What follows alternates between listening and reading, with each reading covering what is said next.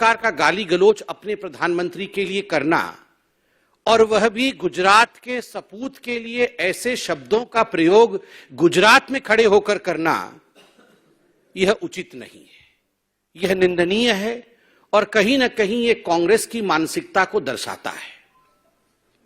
नरेंद्र मोदी जी गुजरात के वह पुत्र हैं, नरेंद्र मोदी जी वह गुजराती है जो आज ये कहने से अतिशयोक्ति नहीं होगा कि वो गुजरात के स्वाभिमान के रूप में, हिंदुस्तान के प्रधानमंत्री के रूप में विगत 8 वर्षों से काम करते हुए हिंदुस्तान के प्रत्येक गरीब को, हिंदुस्तान के प्रत्येक पिछड़े को, हिंदुस्तान के प्रत्येक मजदूर को किस प्रकार से आगे लिया जा सके, उसका विकास कैसे हो, उसके लिए अनवरत कार्य कर रहे हैं।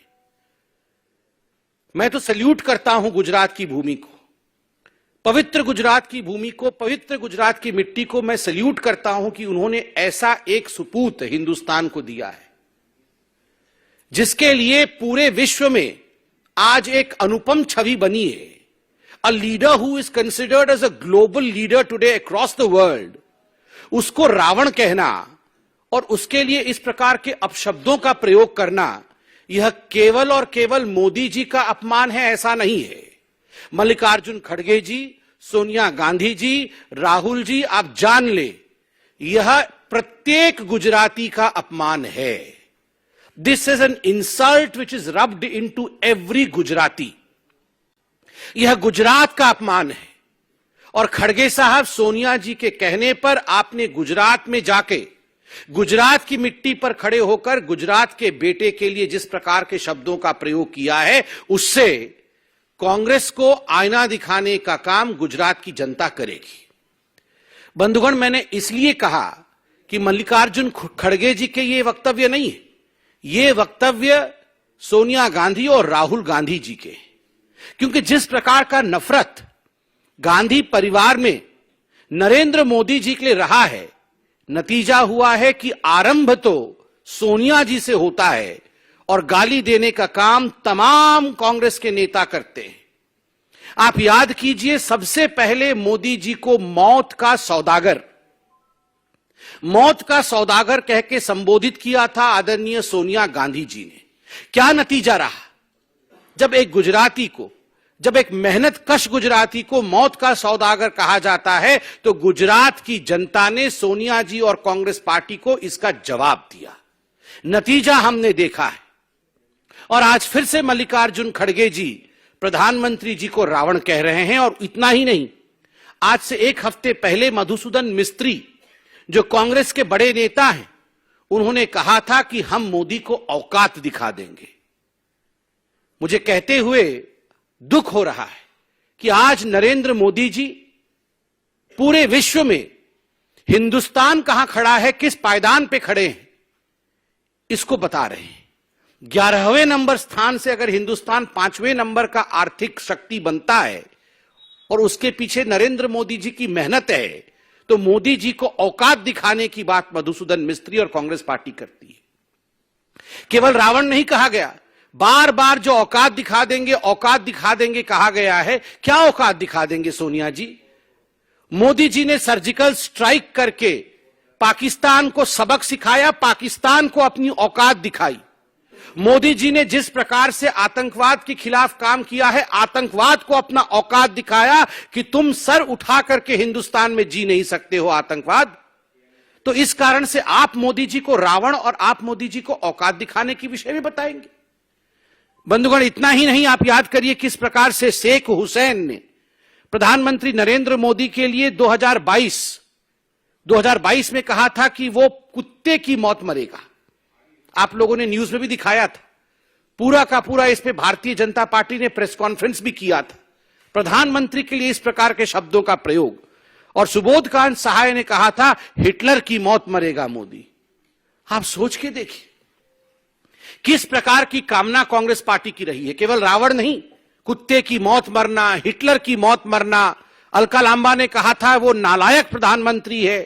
ठीक उसी प्रकार मोदी जी के लिए नाना पटोले ने कहा था कि मोदी को मार भी सकता हूं। कांग्रेस पार्टी के अध्यक्ष महाराष्ट्र के आपको याद है ना कि अगर आवश्यकता पड़े तो मैं मोदी को जान से मार सकता हूं, यह भी नाना पटोले ने कहा था। इतना ही नहीं, राक्षस की तुलना एक बहुत बड़े नेता कांग्रेस पार्टी के पूर्व मंत्री उमंग सिंघार ने कहा था कि मोदी एक राक्षस है, तो वहीं दूसरे ने कहा था मोदी क्रूर प्रधानमंत्री है, और ये रणदीप सुरजेवाला है जिन्होंने कहा था कि मोदी एक क्रूर प्रधानमंत्री है। और रणदीप सुरजेवाला ने मोदी जी की कंपैरिजन बंदर से भी की थी।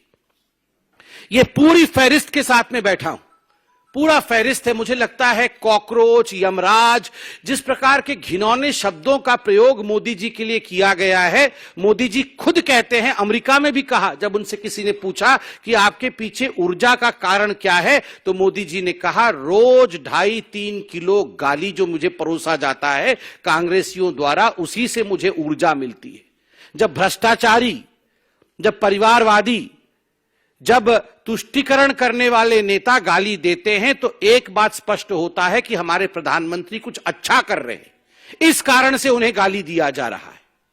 टुकड़े टुकड़े गैंग जब ये प्रधानमंत्री को गाली देते हैं तो इसमें एक ही संदर्भ होता है कि प्रधानमंत्री देश को जुड़ा हुआ देखना चाहते हैं, इसीलिए जो देश को खंडित देखना चाहते हैं वो प्रधानमंत्री को गाली देने का काम कर रहे हैं। बंधुगण, आज भारतीय जनता पार्टी प्रत्येक गुजराती से हाथ जोड़ के अपील करती है कि आप सभी याद रखिए, प्रधानमंत्री नरेंद्र मोदी देश के प्रधानमंत्री हैं। उनको रावण कहना, रावण का अर्थ होता है जो सत्य का अपहरण करता है, रावण का अर्थ होता है जो पवित्रता का अपहरण करता है, रावण का अर्थ होता है जो पाप का साथ देता है, धर्म का साथ नहीं देता। प्रत्येक गुजराती से आज हम ये अपील करते हैं कि जिस पार्टी के मुखिया ने इस प्रकार के शब्दों का प्रयोग गुजरात के स्वाभिमान के लिए, गुजरात के बेटे के लिए, गुजरात के सपूत के लिए किया है, प्रत्येक गुजराती उनके खिलाफ खड़े हो जाए। प्रत्येक गुजराती कांग्रेस पार्टी को सबक सिखाए और 100% गुजराती घर से बाहर निकलकर वोट करे। 100%, 100% Gujarati should come out to vote against this kind of mentality of the Congress party. The mentality of the Congress party to denigrate the post of the Prime Minister by calling him Ravan. आपको बदला लेना है, revenge लेना है, और यह बदला लोकतांत्रिक तरीके से होना चाहिए। यह बदला पार्टिसिपेशन से, लोकतंत्र में 100% पार्टिसिपेट करके 100% मतदान अपने सपूत के नाम, 100% voting for the son of the soil Narendra Modi ji, इसके माध्यम से ही आप मौत के सौदागर कहने वाली सोनिया जी के पार्टी से बदला ले सकते हैं और उन्हें एक सबक सिखा सकते हैं। इतना कह के मैं अपने वाणी को विराम दूंगा। कोई प्रश्न हो तो अवश्य पूछें। गुजरात में ही आम आदमी पार्टी के अध्यक्ष हैं, उन्होंने स्वामीनारायण संप्रदाय है उसके फॉलोअर्स को बुलशिट कहा है, उस पूरी पूजा पद्धति में